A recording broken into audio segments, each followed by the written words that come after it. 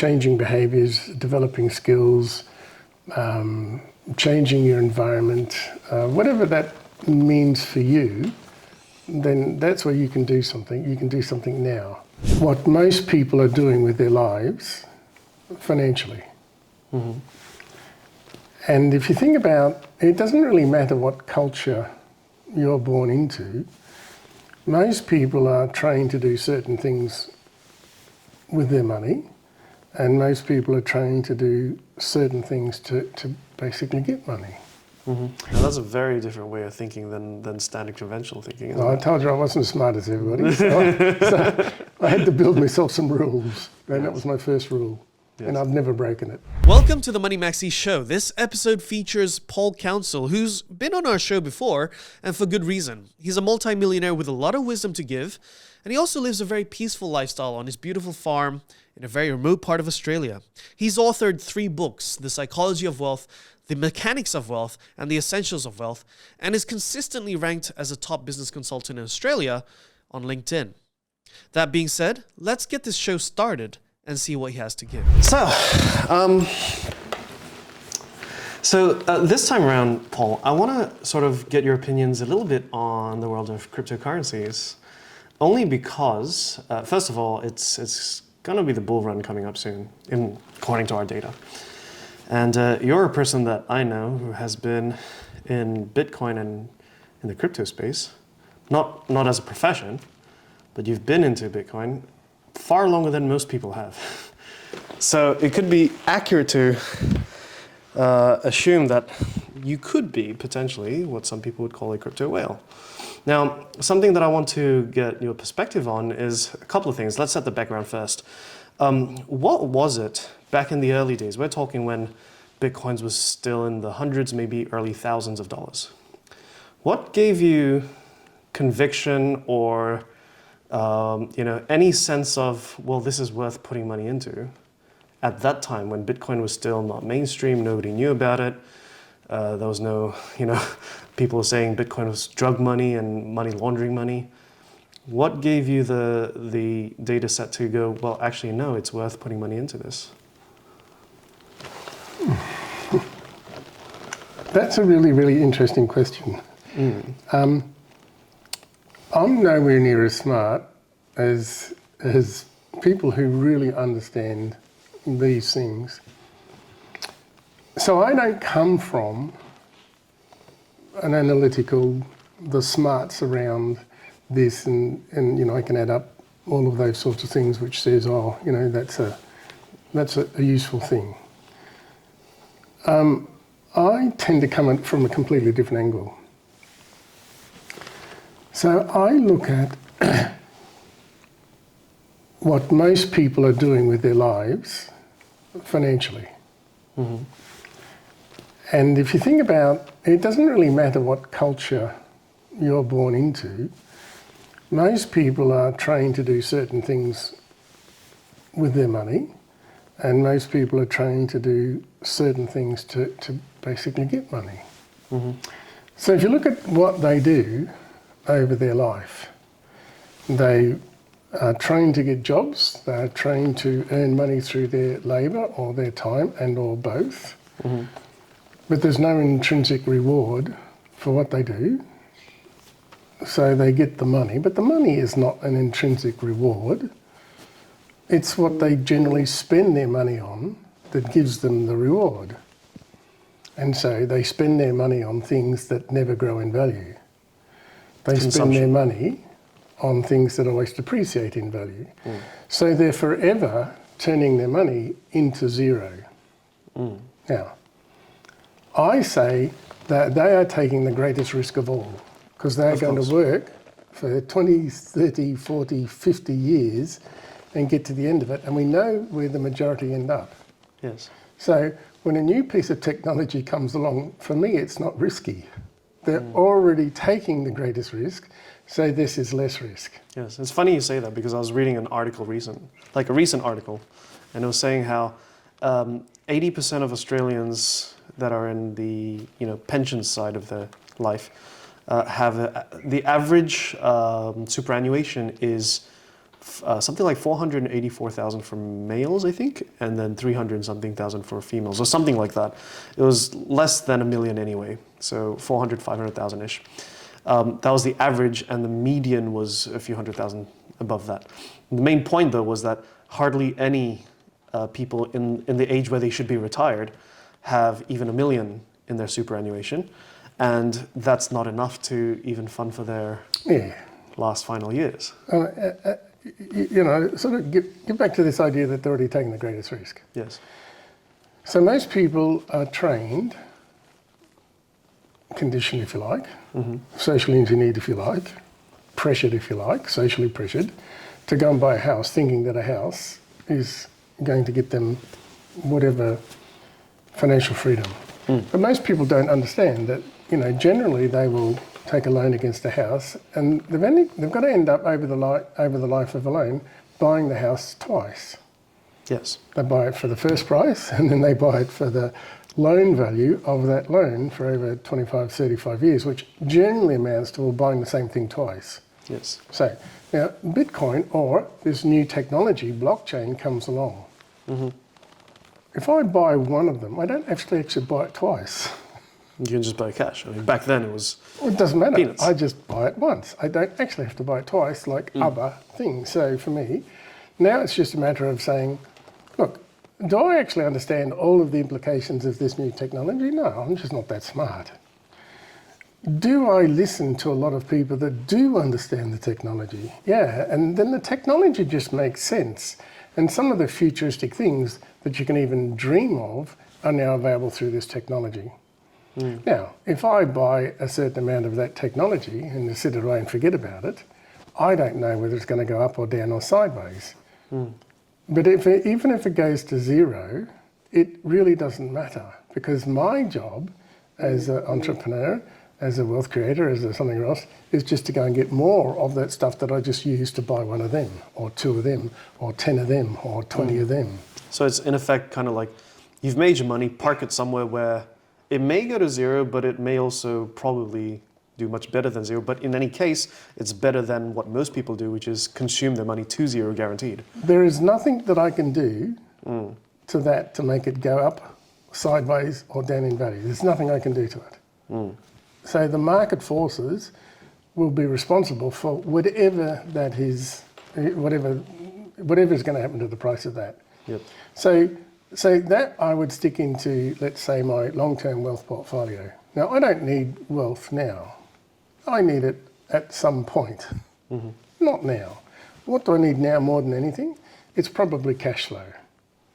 So once I've put that aside, it's now out of my mind, and now I just concentrate on what do I need to do to get more cash flow. So if I want to buy another one, or I want to buy 2 of them, or 10 of them, or whatever the price is, and the longer I understand, or the longer this has been around, the longer it's got a bit of a track record. Now I can actually go back and look at the track record and say, has it maintained that track record? Is it the fastest growing asset in the world of assets? Yes. All of those things just to stack up and stack up and stack up.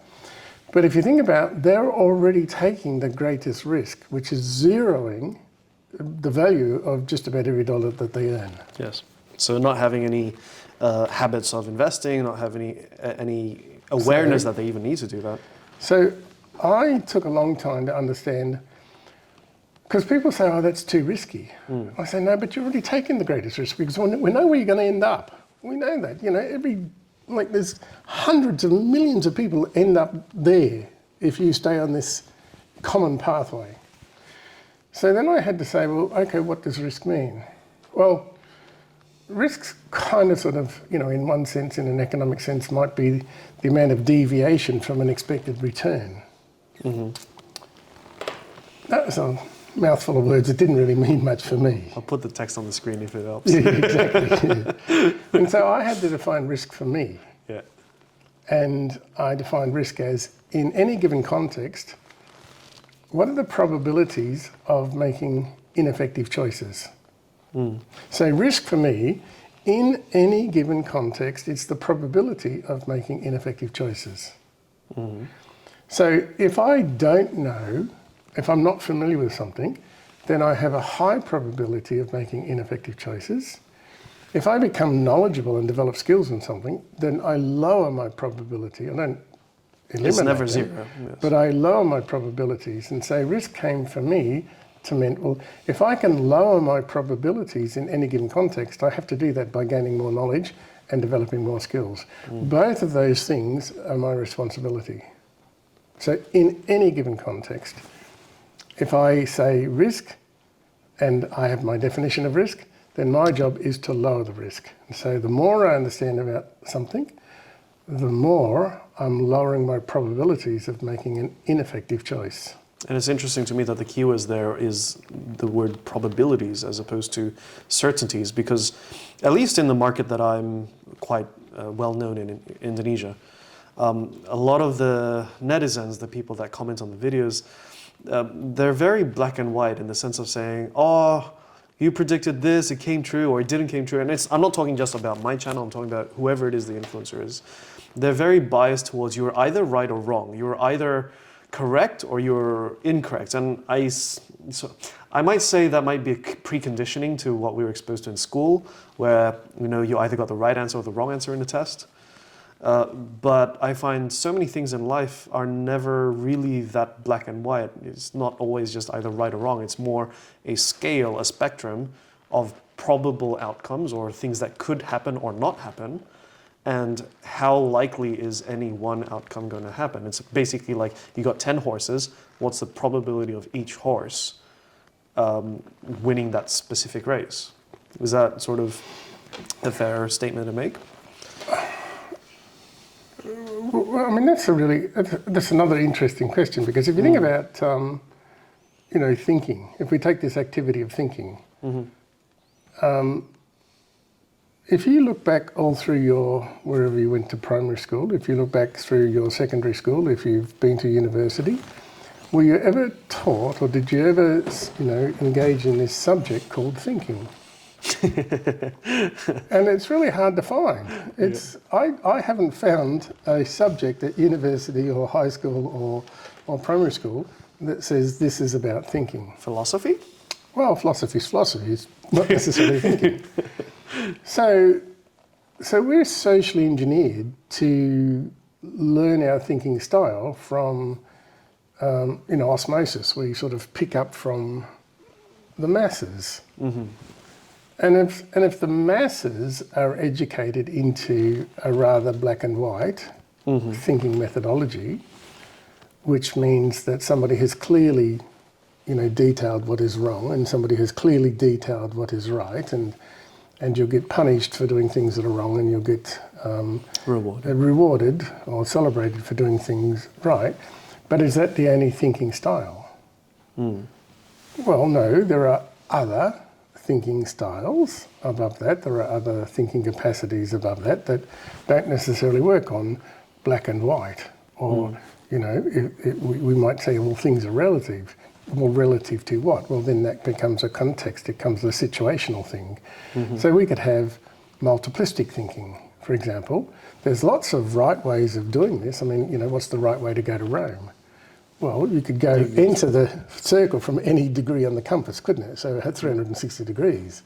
So there's many, which is the right way. Does there have to be a right way? What do you want to see on the way? Well, now let me give you a travel, but we're going to get to Rome. And so that's a multiplistic thinking. Entrepreneurialism is much more about multiplistic thinking than this good, bad, right, wrong. We could call it right way thinking. Yes. And so it's a thinking style that limits people to situations that, in their world are either right or wrong, or they're black or white. But it's really, really hard to conceptually advance or to materially advance past that level of being. How do you think one would be able to do that? Well, it's the same as one that does anything. It has to come through an awareness of what's happening in the first place. And then you might do some research, and then you become aware of its limitations. It doesn't mean to say that it's good, bad, right or wrong. It just means relative to these outcomes that I might want to experience, this thinking style or this thinking genre or this language genre might not actually be able to advance me to that point. So now I have to learn something that has the possibility of advancing me to that point, and then the rest is up to me. Mm-hmm. Now, relevant to so that thinking style, flunked. I mean, if you think about driving cars, Mm-hmm. you know, I can drive around somewhere in a tuk-tuk, you know, and go, but it's not necessarily good on the German Autobahn, where I can go 200 miles. I would have to upgrade to a vehicle that enables me to be able to do that. Yeah. But if you only stay in your one thinking system, it doesn't allow you to then progress at a rate of knots. Sure. Because it hasn't got the capacity to do it. Yeah. Sort of tie that in back into the financial side of things, though. Like, if you're talking about some guy with a stable job, comfortable in terms of he can get to work and wake up and, you know, afford food and afford rent, but not free. Not in the sense that, well, he can't just quit his job, or she can't just quit that job. Can't travel the world as they please, can't choose to do things. And they're going, what do I do next? Okay, so of course there's a side of gaining skills, learning how to, gain, skills on digital marketing or online business or something that could help them make money anywhere in the world and so forth, right? So there's the skill side of things. But then there's also I've already got some money that I think I can do stuff with, right? And so they might be considering, well, am I too late to take advantage of certain assets? Now, I don't just mean Bitcoin because, that might be the hot thing right now.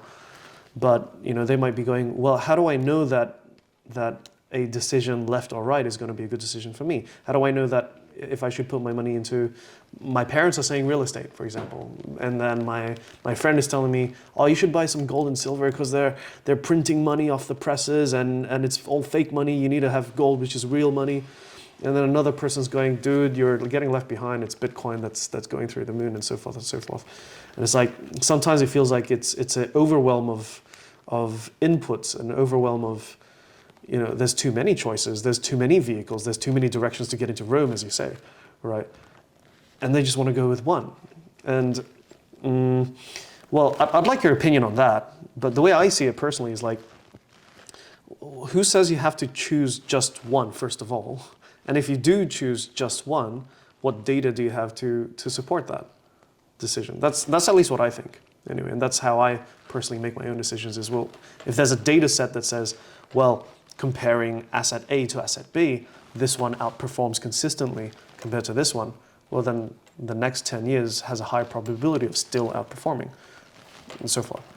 But maybe you might disagree with me on that. Maybe it's a different opinion or well, let's just pick up on the idea of being too late.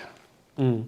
Okay, so if I was sitting around 10 years ago, and let's use real estate as a potentiality, and real estate had risen 10 years ago. 10 years prior to that it rose, but now am I saying it's 10? If I bought it 10 years ago, am I too late? Mm. If I bought it 20 years ago, so if I bought it 1,000 years ago, because they're having the same conversations, weren't they? Yeah. If they bought it, if they were thinking about buying real estate 4,000 years ago, and the market went up, and they say, oh, but is it too late? Well, the way I see So we've got 4,000, 5,000, 6,000, any many years of history of prices just going up and up and up and up. So it doesn't really matter when you buy it. Honestly, it doesn't. Once you buy something, you either do something to it. So if I buy a house, I can then renovate the house. I can convert it do from something unusual. I can take the land and make the land more productive by planting something and harvesting it. And there's a dozen different things that I could do to increase its value. Yeah, and property then becomes a business in that sense. If I'm not going to do anything to it, then it's up to the market forces Now, the more people, the more forces, the more the price will move. So is it ever too late? Well, as long as the population keeps increasing, then... Is it ever too late? So I can only look back in history and say, no, it was never too late. So that's that idea of, okay, I missed out because I missed what happened 5 years ago. No. So then you think about, okay, well, we live in this world of exponential change. We live in this world of exponential development in technology. For example, we're living through the beginnings of AI.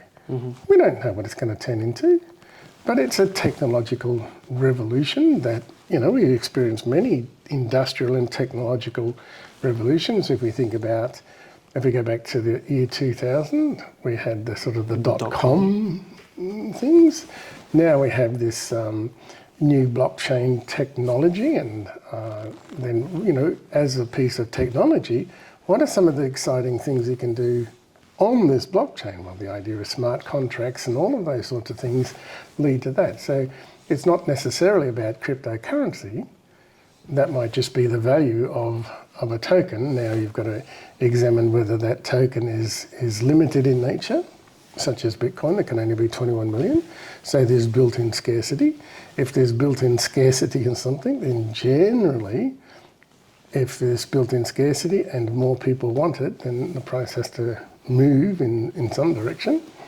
And it goes up and down and up and down and up and down according to whatever the market forces are happening at the time. So again, you can do your research, but it's never too late. It is never too late, except in your own mind. And that's a story that you might have convinced yourself in. But in reality, you can go back 4,000 years. It's never been too late. Yes. And now, if you think about the speed at which you can, move from, let's say, a low 6-figure, 5-figure existence to a 7-figure existence is absolutely breathtaking. Years ago, it might have taken you years and years and years, but you can do it now in a matter of hours if you have enough knowledge and if you have enough skill. And so, what's the easiest way to do that? Well, if you think about, I think last time I talked about making something convenient for people. If you make something convenient for a lot of people at a small price, or you make something convenient for a few people at a large price, either way, you're talking about convenience. And so if you get into the energy orbit of a successful person and then use your skills or your knowledge or what you can build skills around or what you already have skills around to make life a little bit easier and more convenient for that successful person, that successful person will give you more than you will ever give them. Now that's very counterintuitive because, when you look at what's on social media and so forth, everybody's saying, well, whatever you get paid, you got to produce more than or produce more value than what you get paid, because nobody's going to pay you anything unless they get more out of it than what you paid them, or what more out of it than what you got as a payment for it. That may well be the case in some people's minds, and maybe that indicates the level of thinking around that. But is it the only thinking, and is it the only experience? It's going back to what we said before. No. Yes. So if that's the framework within which you are operating, you might not be able to see your way out of that framework. But it's not the only framework. It's funny that the examples that I'm talking about that say stuff like that, they're coming from professions like they're university professors or they've been in the corporate game for a long time. So I think it's something that's very systemized. If you think about a successful person is only relative to what you want to experience for yourself. And so if you want to be a successful basketballer, there's no good talking to a professor. If you want to be, because the professor might have all of the theory, but none of the practice of how you actually get out there and mix it with 6'7", people who can run up and down the court and got deadly accuracy with a basketball. So basically it's finding out, well, who's got the lifestyle or the sort of lifestyle that you want, and then working your way into the energy of it by demonstrating to them that you can actually make things a little bit easier and a little bit more convenient and a little bit more productive for them. In other words, you can take some of the work that they might not necessarily like doing off their hands. Now, that could be as simple as answering their emails. One of the richest people in Malaysia started off exactly that way. He contacted all of these, successful people, and this is, 15 odd years ago, maybe 20 years ago. And he said, "Are you tired of answering all these emails? I'll answer them for you, and I'll answer them according to the way that you want to answer them, and I can show you the emails." And so he took over that complete role. And of course, they take him now everywhere, and then he learned and he learned and he applied what he learned, and mega successful in his own right now. So it's kind of like you... I think they actually paid him 10 cents for each email that he answered. Okay. So if that's 10 cents, then $1 million would be $100,000. Wow, but it's coming from a very successful person. Yes. Yeah, so they took him with them. And that kind of ties into something like... Again, the other thing is that sort of arbitrage idea, You can basically sell anything just by looking at the price you can acquire it and looking at the price you can, move it on at. I think going back to what you're saying about market forces, the more people that go behind an idea or an asset or instrument, the more market forces there are to drive that thing. Something that I wanted to touch on is it only people as a factor that determines how much market forces can drive an asset? Or would you say there are other factors, for instance, the printing of money, so quantitative easing and the more supply of dollars, for example, is that a factor as well? Or is there other factors that you might consider? Again, it depends on what lens you're thinking through or you're perceiving through. So when I was actually starting out, I had to build myself a series of rules. So that they were just my guideposts. If I didn't have some clear rules, I wouldn't know what to do in any given situation. Would you mind sharing them? So, the first one was we had $150 in the bank, and I was working for $15 a day, demolishing houses, which meant that I could get some of the wood that couldn't be unsold, and so they would give me, allow me to take away all the rubbish wood they couldn't sell. So that wood was sort of bent and maybe a bit twisted. Not perfect. Not perfect. Now, I was living in a situation where I had the opportunity to renovate an old dilapidated laundry shed out the back of the house, which I could turn into a garage. I had the wood from all the recycled stuff, and I had recycled windows and things of that nature, but I didn't have any tools. So in order to straighten out some of the wood, I had to get an electric wood planer.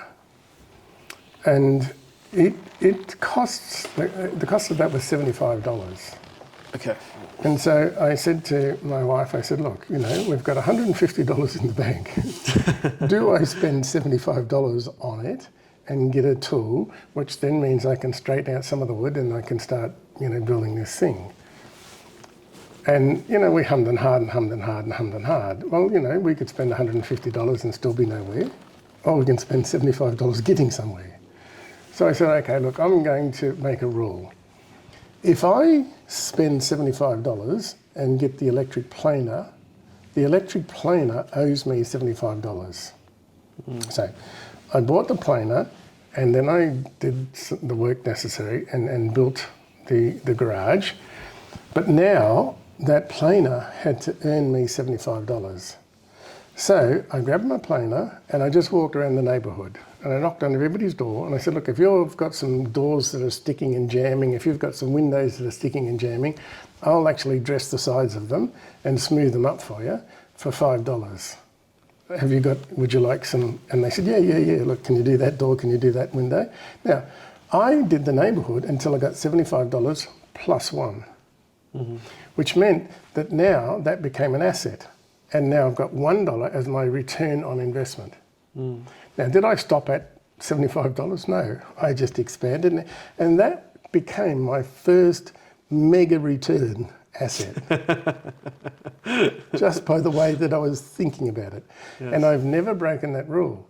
You can have whatever you want as long as you stick to that rule. Free plus $1. It owes you whatever you spend on it plus $1. Now you've got a return on investment. Now that's a very different way of thinking than standard conventional thinking. Isn't I it? told you I wasn't as smart as everybody, so I had to build myself some rules, and that was my first rule, and I've never broken it. I think that's a very differentiating factor between entrepreneurial and people would say successful people versus somebody that might be frustrated and not getting anywhere. And so that goes back to excuse me for cutting in, but that goes back to the Bitcoin. It cost me whatever it cost me. Now I had to make it free. So I do something with my time and my labour to get the amount of money back that I spent on the Bitcoin, plus $1. Sure. Now I've already got now that can do whatever it's like. So it can go up and down sideways. I've already got my money back, thank you. Because I'm going to just spend my time and labour making sure that I recover the costs. Now, and that could be... Has Bitcoin done its own thing since then? Yes. But I didn't do anything to it. The market forces did. So examples of that, just so that we can sort of get more concrete and sort of instead of just a conceptual but more concrete example. So it might be something like, at least from something that I've personally related with myself, taking someone's course on how to do whatever it was, Facebook ads or whatever it was at the time, and then going, okay, so I spent X amount, $1,000, $10,000, whatever it is, and then going, well, I spent it. Now I have to make that experience or that thing that I just bought pay me back. And so back then what I did was I sort of understood that I speak English, I understand English, and I also understand a language that it doesn't have access to English very easily, Indonesian, right? So effectively what I did was I repackaged the entire course, pretty much word for word, but in Indonesian. And then I recorded the videos, I posted it, and effectively did a copycat of the same course. This was my very first experience of getting something like what you just said. And that ended up, so it cost me, what, $1,000 or something to get that course. And within 3 months of launching that course, I spent $50,000 or $60,000 Australian in Facebook ads, and it had generated about $180,000 in revenue coming in. So that would be if you consider that to be like so 180 grand minus 50 is 130 grand, that's 130,000 over 1,000. So 130x return. Yes. So you can create the greatest returns is really from yourself. I mean, it's doing a course or several courses is really good thing. But most people do courses and they don't do anything with information. It's like reading books. I can buy books for $18, I can buy books for $25, I can buy books for $100.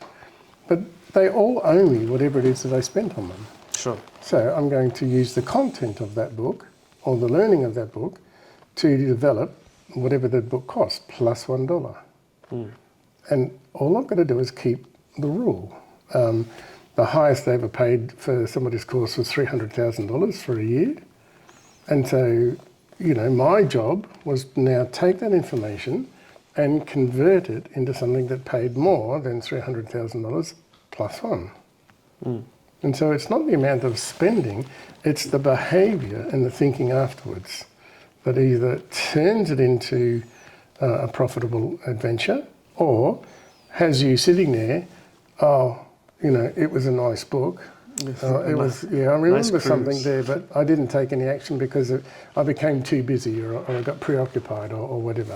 And the thing that I want to hone down on is like most people think that it's got to be something that is boring, tedious, hard work, or something like that. But I mean, there's examples of people out there that are, there's one guy on YouTube who's traveled literally every single country in the entire planet, and he's turned that expenditure into his full-time income, getting income from YouTube AdSense. He's put out a course on how to get visas in different countries. There are people making incomes on YouTube by teaching people how to tie shoelaces. Oh, really? There are people making money on YouTube by teaching people how to tie a tie. Mm.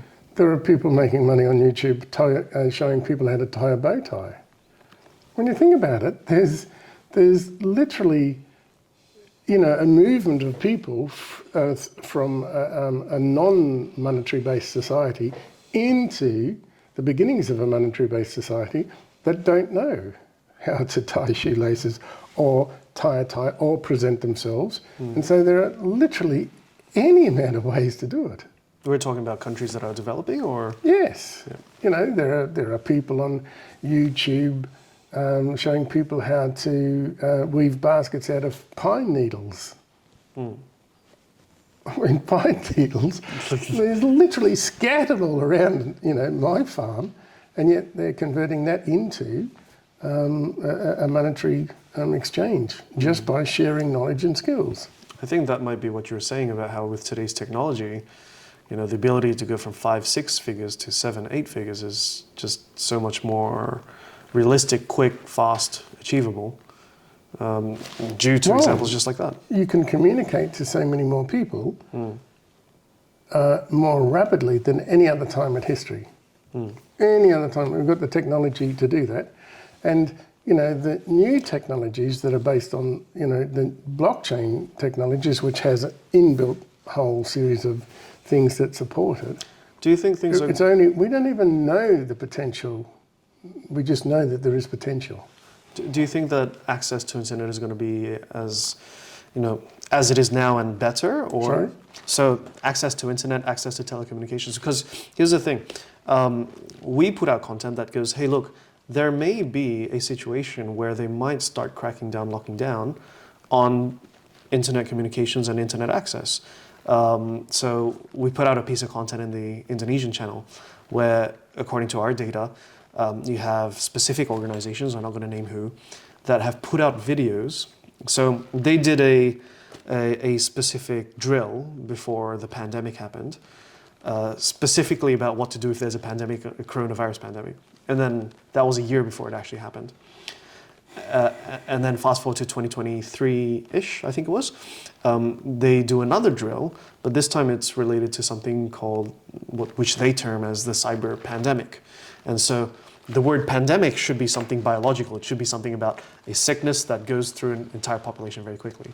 But what they're saying is the word pandemic is now evolving to becoming, well, if we can force you to lock down, if we can force you to stay at home, if we can force you to do specific actions or not do specific actions, that's a pandemic, right? And so they're saying, prepare for something called a cyber pandemic, according to this organization's video. And in that particular video, they're saying, well, there may be a threat of all these hackers hacking critical infrastructure, hospitals, power plants, et cetera, et cetera. And there may be a time where you might lose access to all these things. Now, my personal read on that is that they're probably going to start using that as a front to force the populace to comply and register digital identities. Now, in Australia, we're already seeing that. People are being forced to now register a director's ID if they want to start a company, and being on the record, having a permanent digital record that can't be taken back. And what I see is they're going to do something like that at a personal level, at an individual level, and if you don't cooperate with that, then bye-bye access to your bank account, bye-bye access to hospitals, to basic electricity, basic internet. Now, do you see that as a potential threat, possibly, or something that might actually end up coming through? Or, is it something that we shouldn't really be concerned about and just, carry on?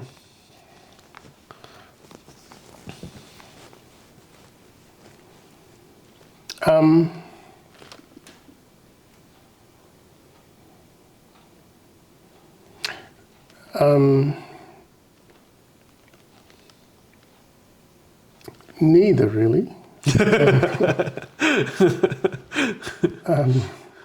Now how do I explain that?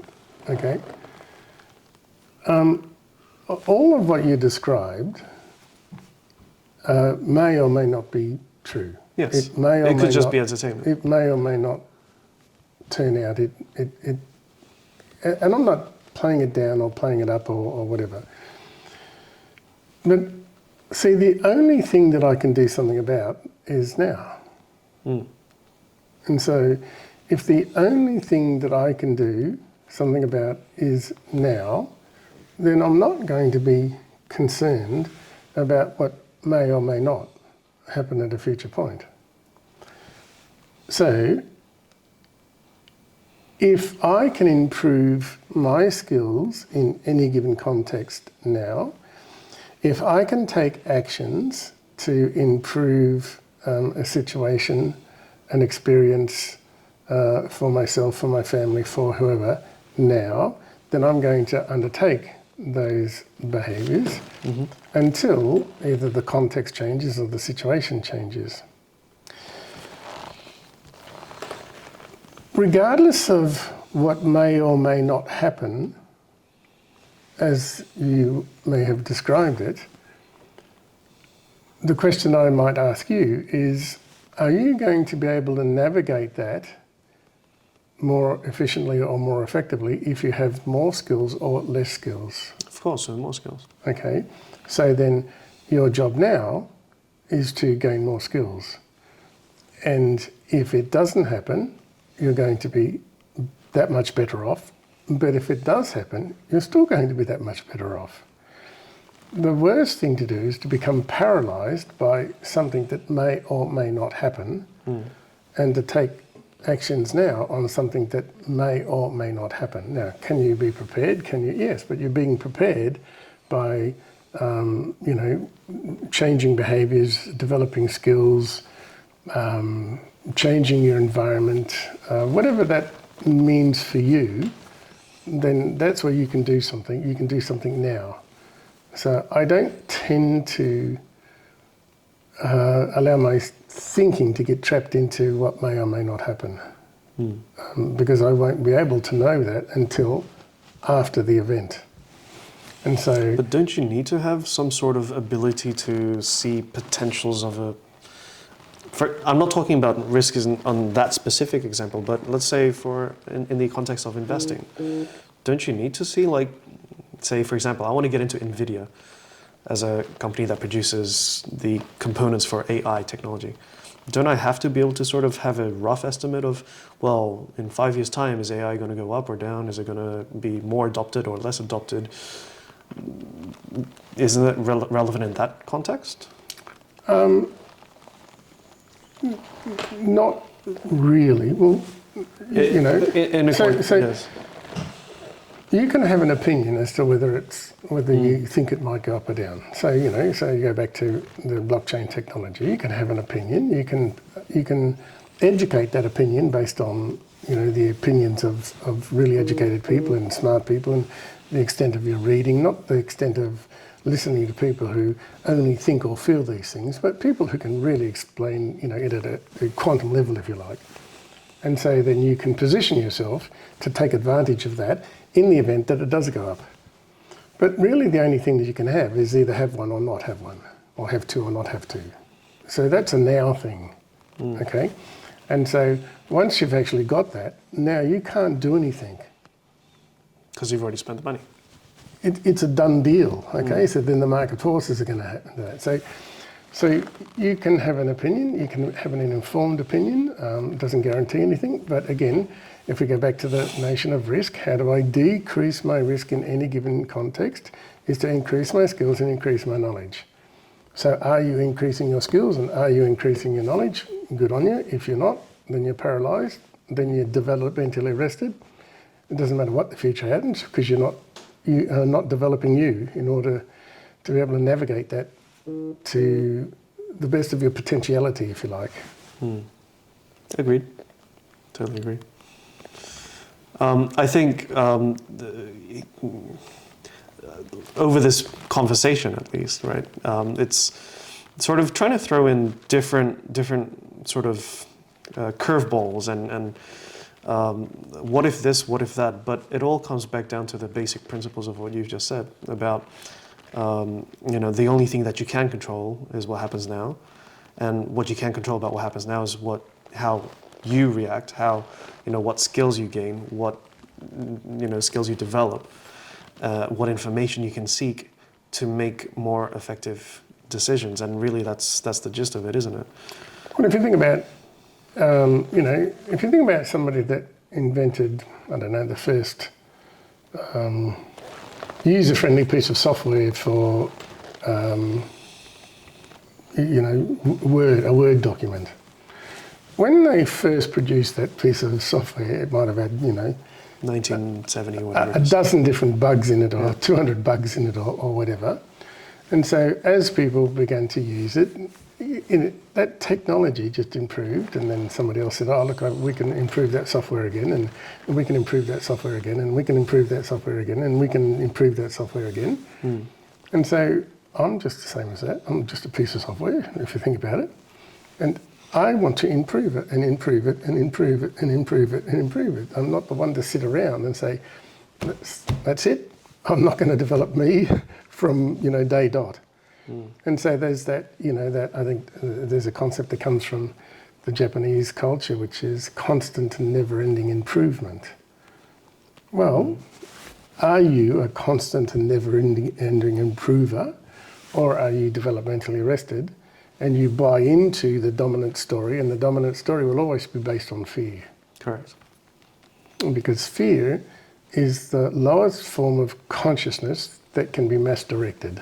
And so that's why on media there's always a narrative. It's either, party A, terrorist versus, Americans, or religion A versus religion B, black versus white, whatever it is. And that's all related to creating conflict or creating fear, creating a threat of somebody, Russia invading X country or whatever. That's related to the whole concept of fear being the lowest. I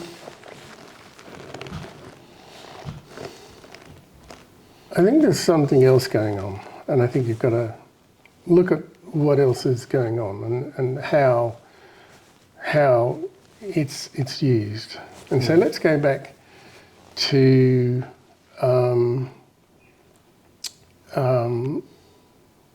let's say the evolution of human beings. It's been millions of years in the development. But when you look at language has only been around for not that long, not that many. I haven't actually researched the history of it. Yeah. So then how did communication begin? Well, we can look at signaling, we can look at signs, and we can look at gesture. But the spoken language is relatively new in all of that evolution, that development. And so then you say, how was communication, how did learning, how did teaching develop when language? Because we can go pictorially, and we have paintings that are older, that predate language. And so we have this sort of pictorial language, and now we move into spoken language. And anything about, so how does sharing happen in the spoken language? And we get the concept of the story. And so if you think about human beings are, supreme as a species in their ability to follow stories and to buy into stories. And you think about all the basis of communication is storytelling. And so, why do you not do things that you don't want to do? And why do you do things that you do want to do? Well, it's because you buy the story that you're telling yourself about the things that you don't want to do, and you buy your story about doing the things that you do want to do. if we think about the whole world of consumerism, what do we buy? We buy the emotions and we buy the story before we buy the product. And so communication is really all about stories. All our education is about stories. This is the way that maths works. This is the way that science works. This is the way that English works. This is the way that accounting works. This is the way that physical education works. This is the way that the natural world. And so it's basically storytelling, storytelling, storytelling, storytelling, storytelling. And so social engineering, social conditioning is all based on storytelling, if you think about that. And so we buy, or not, the dominant narratives of the day. Now, those narratives that we buy will either expand us or they'll contract us. And so most people buy the stories that contract them. And they are put out by, there's a deliberate nature, there's a deliberate pathway, there's a conditioning process, there's a social engineering process. And I'm not talking about, some sort of evil empire and, monster with three eyes or anything like that. But if you think about, you literally buy what you want to feel.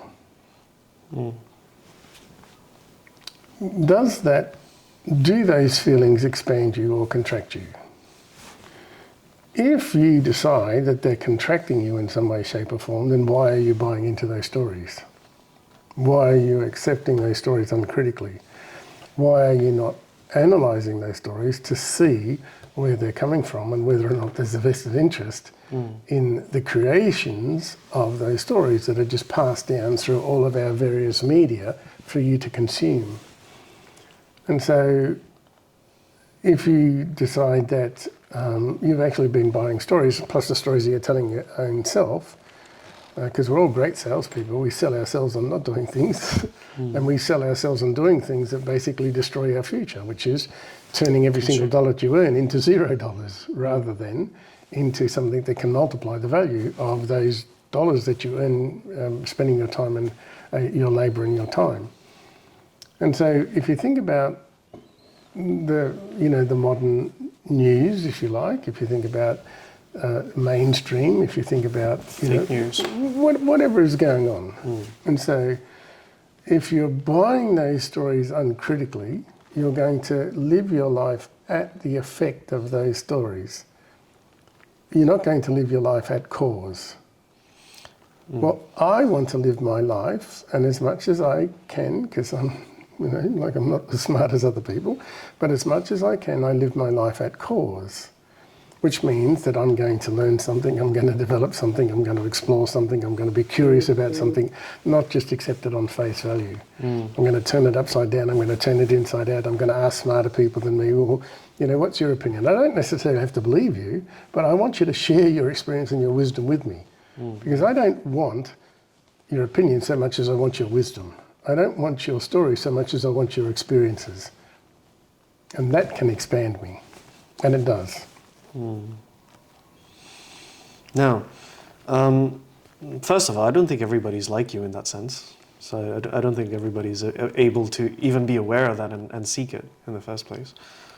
The other thing, though, is, I wanted to know, first of all, why are these stories that are pushed out to the masses so geared in that sense, geared in keeping people poor, keeping people consumptive, keeping people enslaved effectively? And I think the answer is right in that one sentence.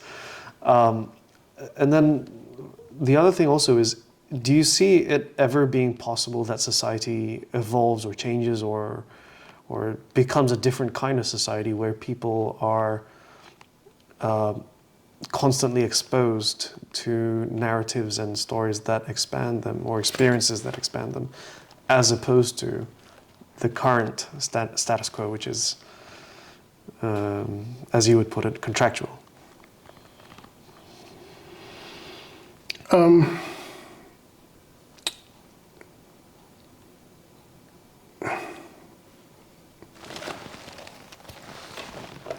I'm thinking of Mark Twain. And he says, something along the lines of, it ain't what you don't know that gets you into trouble, it's what you know for sure that's not necessarily so. So we're kind of sort of trapped by our own beliefs and our own opinions and what we accept as fact or fiction or whatever. And we are all grown, we're all born into the dominant narrative of the society that we're born into.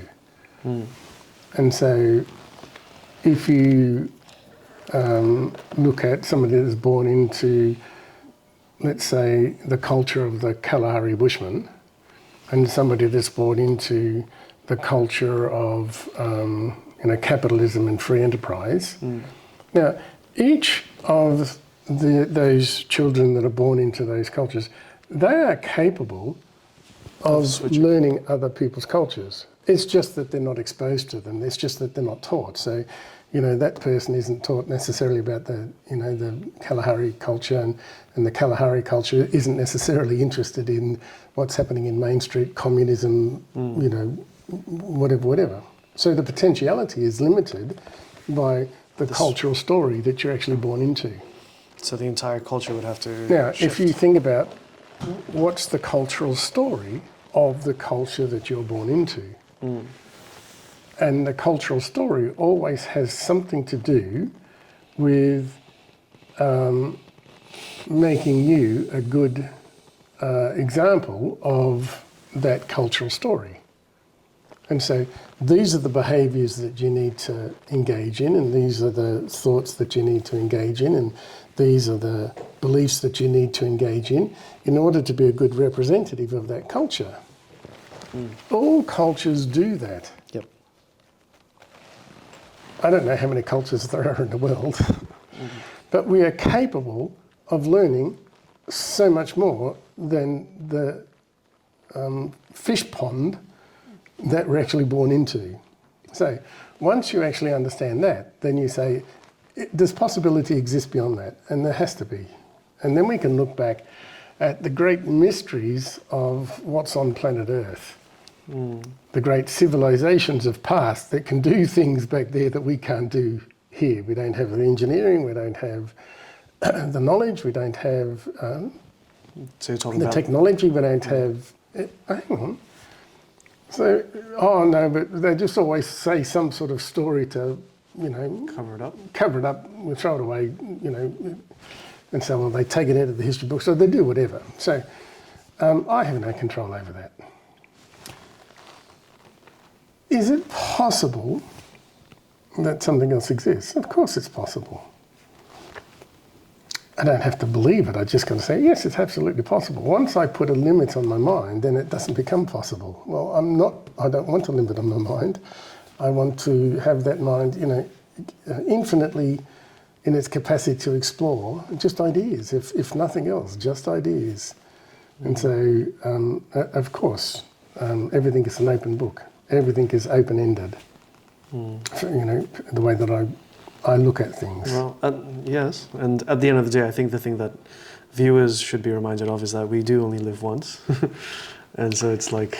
That may be the story we've bought. We don't know. How would you know? True. How would you know? True. There are philosophies that say, no, you come back as a, karmatic thing 1,000 years later. We don't know. Einstein said, look, we might have, our molecules and our atoms just get recycled. How do you know? That's true. Well, you caught me out. sorry. But you're right. It is, it's an assumption. Only if we buy the story. So I guess in that sense, it would be more a case of like just being in the moment that you're in now and just making the best use of the moment that you do have right now and just do that repeatedly. And be curious. What a nice way to end that topic. Paul, I want to thank you for your time on this particular podcast. It's a pleasure. Yes. And I hope to see you in another one in the future. I look forward to it. Thank you. All right.